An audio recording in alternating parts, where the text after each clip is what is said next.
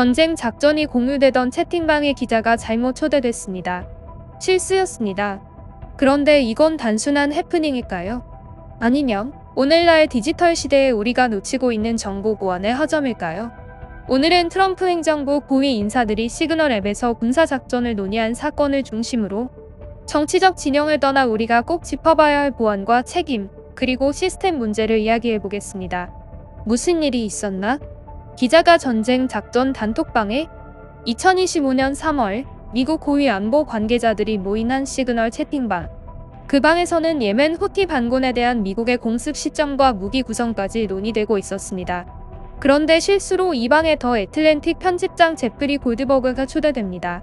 이 방에는 피트 헥세스 국방장관, JD 벤스 부통령, 마르코 루비오 국무장관, 마이크 월츠 국가안보보좌관, 스티븐 밀러 등 트럼프 2기 행정부의 주요 인사들이 포함돼 있었죠. 결국 민감한 군사 계획이 언론인에게 실시간으로 공유된 셈이 됐습니다. 과거를 떠올리게 하는 장면들. 이 사건은 많은 이들에게 2016년 힐러리 클린턴 전 국무장관의 개인 이메일 서버 논란을 떠올리게 했습니다. 당시 클린턴은 업무용 이메일을 사설 서버를 통해 처리했고 일부는 기밀로 분류된 내용이 포함되어 있었습니다. 이에 대한 비판은 거셌고 대통령 선거의 핵심 쟁점 중 하나로 부각됐습니다. 이번 사건 역시 정부 공식 시스템 외부에서 민감한 정보를 공유했다는 점에서 유사한 구조를 보입니다. 다만 당시에는 개인 이메일 서버, 지금은 암호화된 메신저 앱이라는 점이 시대를 반영합니다. 시그널 앱은 안전한가? 기술과 오용의 경계. 시그널은 종단 간 암호화 기술로 보안성이 뛰어난 앱입니다. 그러나 다음과 같은 점에서 보안 허점이 발생할 수 있습니다. 참여자 확인 없이 초대 가능. 메시지 자동 삭제 기능 기록 보존 어려움. 기밀 정보 전달 목적이 아닌 앱을 공식 소통 창구로 운용. 정보보안 전문가들은 말합니다. 기술이 아무리 안전해도 사람의 실수는 막을 수 없다. 즉, 이번 문제는 앱 자체의 문제가 아니라 관리와 감시 시스템의 부재에서 비롯된 겁니다. 행정부의 입장과 정치권 반응. 백악관은 공식 입장을 통해 공습은 성공적으로 이뤄졌으며 월츠 국가안보보좌관 등 안보팀에 대한 신뢰는 유지된다고 밝혔습니다. 하지만 내부 관계자들 사이에서는 중대한 실수였고 일부 책임자는 사임해야 한다는 의견도 나옵니다.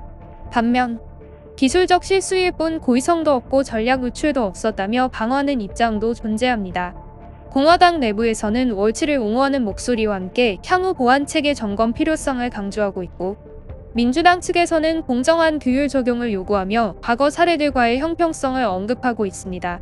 정치적 시각을 넘어서 핵심은 시스템이다. 이번 사안을 둘러싼 논쟁에서 가장 중요한 질문은 이것입니다. 우리가 기밀 정보를 어떻게 관리하고 있는가? 정권이 누구냐를 떠나 정보관리 체계나 기기 사용 가이드라인, 인적 보안 교육, 이 세 가지가 없으면 언제든 또다시 비슷한 사고가 발생할 수 있습니다.